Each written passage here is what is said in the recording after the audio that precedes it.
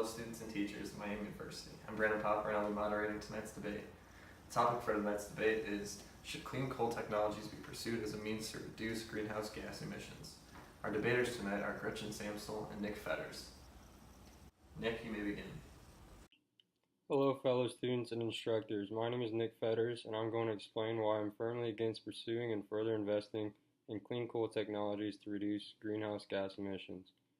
Throughout our human existence, a sedimentary rock known as coal has been used to produce heat and electricity. It's natural, easy to procure through mining and found in abundance around the world, so it sounds like a great fuel source. However, mining and burning coal comes with a hefty price to our environment and to human lives.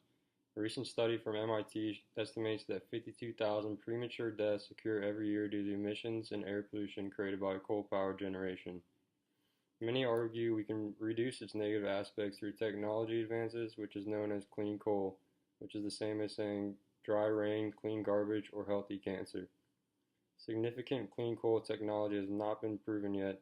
They're extremely expensive to investigate, and since coal is a limited resource, there are alternative sources that could be a better solution. I'm not against having more efficient, less harmful coal, but over time I believe we should be looking to invest in other resources to produce our energy rather than cleaning up one that is difficult and limited.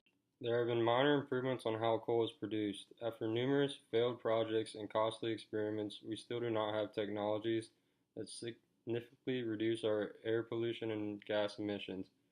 There isn't a lot of data that shows we're getting closer to the answer either. Stephanie Joyce with Wyoming Public Radio reported on the many experiments that have been tried around this concept, with most of them ending in failure or lack of proof that they reduce emissions. One of the technologies is CCSU, where the carbon dioxide emissions is stored in large tanks miles below Earth's surface before it goes into the environment. Four of the biggest projects for CCSU have not been able to show any significant improvements in the reduction of gas emissions. Plus, what we don't know are the risks that occur with these tanks, which are stored miles underground, or if we would run into a storage problem once this approach was adopted around the world. All this helps save the gas from immediately going into the environment, but creates a new problem of storing pollution under the ground, as well as potential leak risks that could be extremely hazardous. In addition to these experiments and the $4 billion spent since 2009, the Department of Energy's proposed budget for 2017 sets aside over $1 billion for coal technology research and development. Financial investment by the government is not the only cost. Remember the millions of lives affected from mining, pollution, and global warming. According to a 2011 study published by Paul Epstein at Harvard, coal imposes external costs of $350 billion to $500 billion every year in the U.S. These costs are extremely high for a resource that would only be around for a short period of time. Coal is a fossil fuel that has been deposited from the North Sea over 150 million years ago, so it isn't something that reproduces overnight. It is a limited, non-replenishing resource. In fact, there are many statistics out there stating when the coal will be depleted, and according to one study by Schreier and Erkin, they project coal will be depleted by 2112, less than 100 years from now. So why are we investing in something that is going to run out and that is terrible for the environment? Since it isn't renewable, there is also the risk of the United States running out of the resource and becoming dependent upon other countries, like our current situation with gas. This allows other countries to have complete control of pricing and supplying over us. Coal has done a good job of providing us with energy, but we should be investing in other renewable resources that can sustain us for the future instead of depleting it.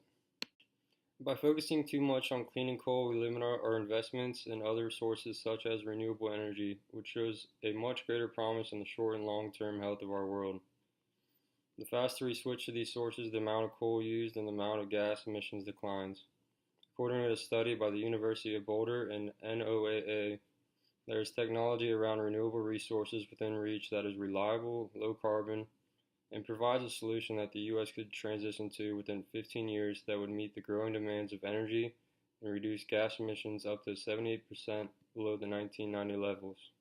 Investing in this type of technology makes more sense when the resources themselves are renewable, clean, and provide a solution in a relatively short time. In summary, significant clean coal technologies have not been proven yet. They are extremely expensive to investigate, And since coal is a limited resource, there are alternative sources that could be a better solution. So I'm strongly opposed to using clean coal to reduce gas emissions. It is a heavy commitment on a limited fossil fuel where past investments have failed. Also, one of the main clean coal technologies isn't reducing the gas emissions, it is just moving it underground, giving us a new problem to solve. Let's use the billions of dollars, time, and expertise to focus on renewable resources, which would immediately reduce the amount of gas emissions produced and provide a long-term sustainable solution. Nick, I agree with your idea on clean coal. It's expensive and there's a limited amount of it in the world. One alternative could be natural gas. It's not renewable, however, it burns cleaner than coal. Actually, to be exact, it produces about half the amount of CO2 than coal. A downside to natural gas is the methane that could be leaked into the environment from it.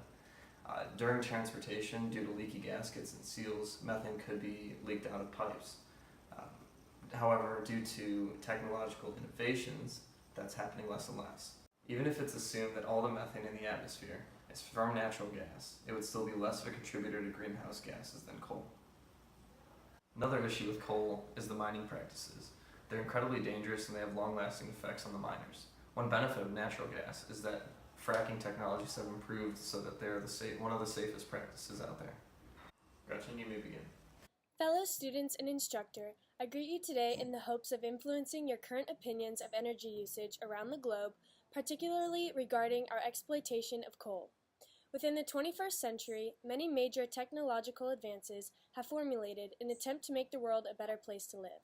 Unfortunately, our current method of innovation has put our ethical standards to a test. We must ask ourselves, is our present way of life worth the stress we're inflicting on the environment? If you agree with my thoughts that energy conservation efforts should be improved to continue a sustainable way of life, then you would also agree that our current use of coal for energy does not meet this objective. Through heavy greenhouse gas emissions and pollution worldwide, the use of coal as our main source of energy is harming the atmosphere. As a solution, I propose to implement clean coal technologies into our current energy system in order to fix these problems. Because coal is abundant and inexpensive to produce, it has been the dominant source of energy for many centuries. Its industry has provided numerous jobs not only in mining and its production, but in cleaning up its pollution. However, this widely used product has greatly increased the number of environmental and health problems facing society today. Coal production emits greenhouse gases such as sulfur dioxide, nitrogen oxides, and particulate matter, which deplete both the atmosphere and cause health issues. Currently, the largest air pollutants in the air are derived from coal technologies, and according to researchers Chen and Zhu, 90% of SO2 emissions, 70% of dust emissions, 67% of nitrogen oxide emissions, and 70% of carbon dioxide emissions are attributed to coal pollution. If we want to purify the way we use energy, converting to clean coal technologies could rid us of numerous environmental and health threats. A new method of cleaning coal has been introduced that includes 3 stages: pre-combustion coal cleaning, during combustion coal cleaning, and post-combustion coal cleaning. During pre-combustion, ash, sulfur, and nitrogen are removed from the coal. Then, during combustion, boiler tuning is used to maximize combustion efficiency, and low nitrogen oxide burners are used to reduce nitrogen oxide emissions. Finally, in post-combustion, flue gas desulfurization and wet scrubbers are used for air pollution control. Even further, another technology called gasification has been developed that increases the efficiency of power generation to 45 to 50% and cleans coal to be used as gaseous fuel.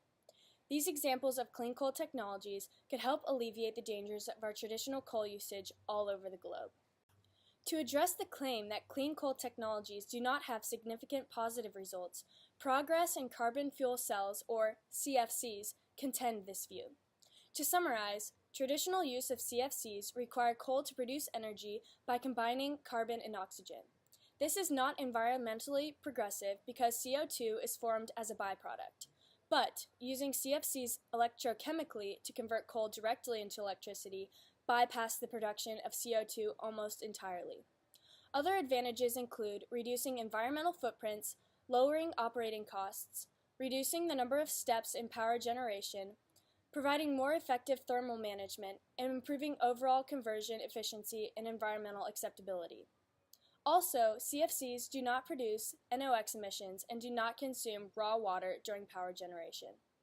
It is true that initial costs for implementing clean coal technologies into the power system may be pricey, as Nick said, but in Resolve, we would be saving money through the transition by being relieved of the routine expenses for traditional coal production.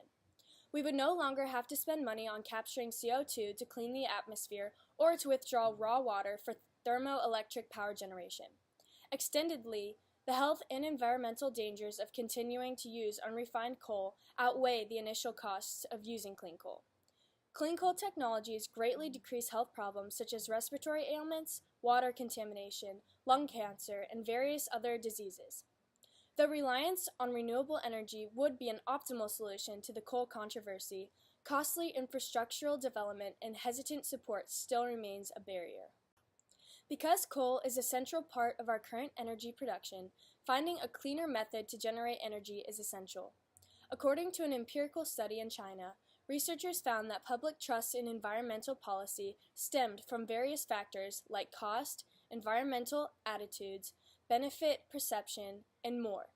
Our society is already comfortable with the success and cost-benefit gains of coal, so the implementation of clean coal technologies would be largely supported by the public, more so than solar, wind, or nuclear energy. It is becoming increasingly more evident that coal is destroying our environment, and its continued use only poses a greater threat. With improved clean coal technology in various forms, environmental and health risks are greatly reduced at a reasonable cost while still maintaining public trust. In conclusion, clean coal technologies are an excellent approach towards appeasing both environmentalists who want sustainability and those who support coal usage by not straying far from traditional practices.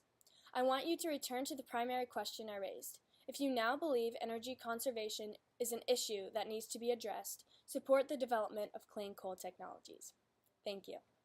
Thank you both for speaking today. You guys did a great job. The winner of the debate is Nick. The fact of the matter is that coal is just too dirty to be considered clean.